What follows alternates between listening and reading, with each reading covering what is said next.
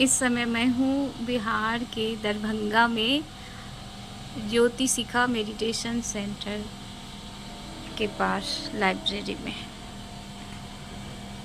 मुझे बड़ी खुशी हो रही है, बहुत आनंद आ रहा है कि हमारे बिहार में एक प्यारा सा सुंदर मेडिटेशन सेंटर और बन गया और काफ़ी सारे लोग यहाँ पे आ रहे हैं, हमारे सन्यासी मित्र, और लाभ ले रहे हैं। और मैं अभी जा रही हूँ लाइब्रेरी में और हमारे सामने हैं हमारे प्यारे प्यारे प्यारे स्वामी जी स्वामी अरविंद चेतन। जैसा कि आप देख रहे हैं इनके चेहरे की मुस्कुराहट को, इनके आनंद को, और जिन्हें देख कर लोग बरबस ही आनंदित हो जाते हैं। और ये प्रश्न उठता है कि ऐसा कैसे, ये भी इसी समाज से हैं। और गुरु पूर्णिमा के दिन इनके चेहरे के आनंद को देख सकते हैं कि गुरु ने प्रसाद की बारिश की है और खिल उठे हैं। आइसक्रीम तो नहीं है मेरे पास। स्वामी जी, मैं ये पूछना चाह रही थी आपसे, काफ़ी दिन से आप जुड़े हैं भगवान से और इस काम को भी कर रहे हैं। खास करके आप ये पुस्तक प्रदर्शनी जो लगाते रहते हैं, साहित्य प्रदर्शनी, तो उसमें कैसे कैसे लोग आकर्षित होते हैं, किन वर्ग के लोग आते हैं ज़्यादातर? अपने अनुभव सुनाएं मुझे। मेरा कुछ अनुभव शेयर करता हूँ आपसे। एक तो पहला अपना अनुभव ये है कि मैं भगवान को जाना ही समझा ही उनकी पुस्तकों में पढ़ा।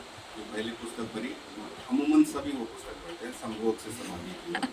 और वो सिर्फ लेकिन उसके बाद भगवान की बहुत सारी किताबें, उस समय में एक पत्रिका भी आती थी जो रेगुलर आती थी जब मैंने शुरुआत किया था।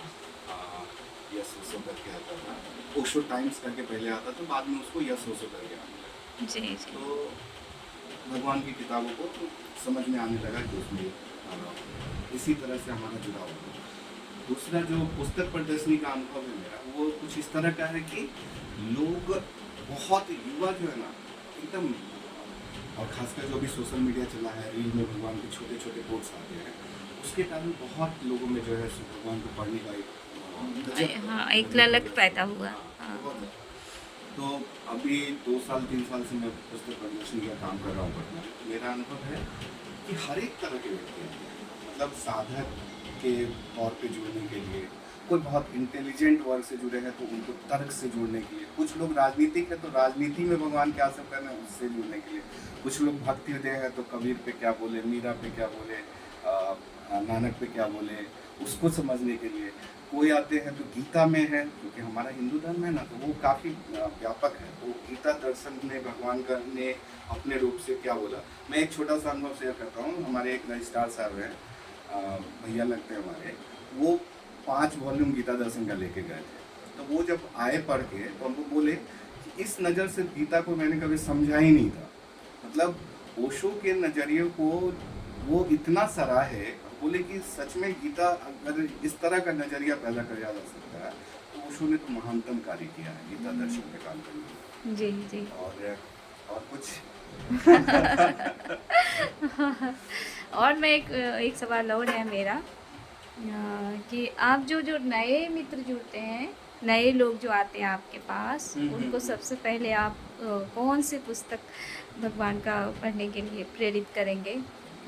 पहले तो जो भी लोग आते हैं तो थोड़ा हम उनका इंटरेस्ट समझने का प्रयास करते हैं और थोड़ा सा पर्सनालिटी समझने का प्रयास करते हैं। हाँ, जो साधक तौर पे ओशो से जुड़ने का प्रयास करते हैं उसको हम 3-4 पुस्तकें हैं ओशो की, बड़ी खास पुस्तकें हैं, वो हम आपको दिखाना भी चाहेंगे। जी जी ये जरूर। ध्यान योग है, प्रथम और अंतिम मुक्ति। जी ध्यान प्रयोग से रिलेटेड इसमें काफ़ी कुछ है जी जो जी लोगों को जी स्टार्ट करने के लिए जी। बहुत अच्छा है। उसके बाद 112 ध्यान की विधियाँ ना? हाँ, 112 हाँ, विधियाँ मैंने की भी विधियाँ। पढ़ा। ये साधना पथ है जिसमें भगवान ने साधना से रिलेटेड साथ में इसमें कुछ विधियों का भी वर्णन है। तो एक ये किताब हो जाता है।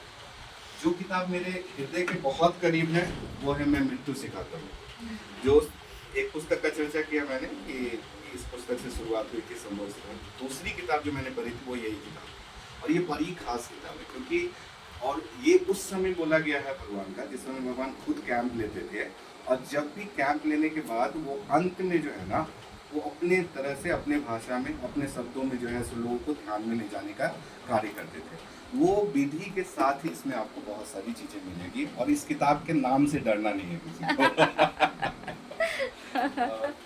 तीसरा तौर पे चौथा किताब अगर हम नए साधकों के लिए बोलते हैं तो जिम खोजा तीन पाया। इसमें शरीर के बहुत सारे वैज्ञानिक हाँ, सात चीजें हैं। शरीर, उसके समझने के लिए बहुत सात जरूरी है। चक्रों, मुझे लगता है ये शुरू वाले लोग थोड़ा डर भी जाएंगे नहीं क्योंकि डरेंगे नहीं, बहुत जो गहरे हमने- प्रयोग हैं हम- इसमें। हाँ सही है। हाँ। वो हम ये कहना चाह रहे हैं कि जब स्टार्ट करते हैं एज ए साधक, आपको साधना के तौर पे जाने का मन है कि हम साधना में डूबना चाहते हैं, तब इनकी इस 4 पुस्तकों को सर्वाइव करेंगे। लेकिन कुंडलिनी जागरण से संबंधित प्रयोग के बारे में भी हाँ, काफी हाँ, गहरा हाँ, प्रश्न उत्तर सब है लेकिन इसमें। बहुत युवा वर्ग है, ठीक है, तो उनको हम लोग बहुत सिंपल कंपाइलेशन है, जैसे लव एंड फ्रीडम है हमारे पास, सीरियसनेस इज डर्टी चीज आज के डेट में जो है सो मतलब आदमी इतना गुरु गंभीर तरह से जीने लगा ना, हंसना ही भूल गया। तो उन लोगों के लिए भी हम लोगों ने खास कंपाइलेशन के साथ काम किया है।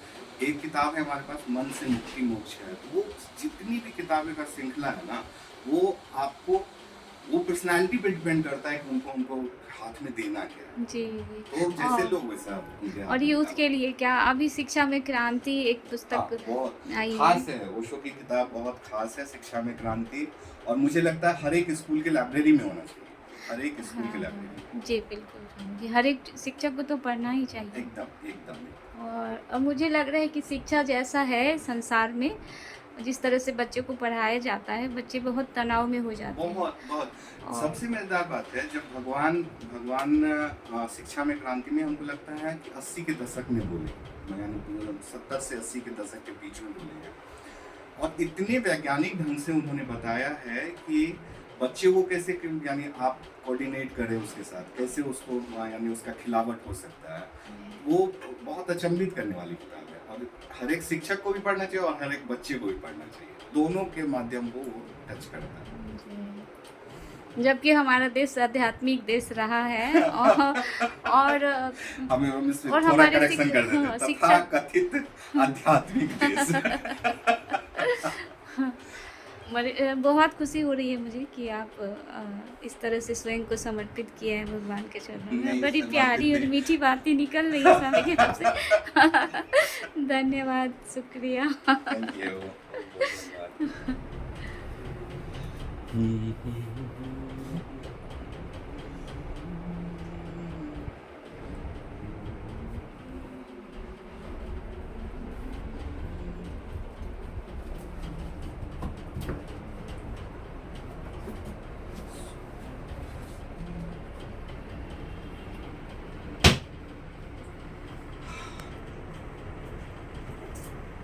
धन्यवाद।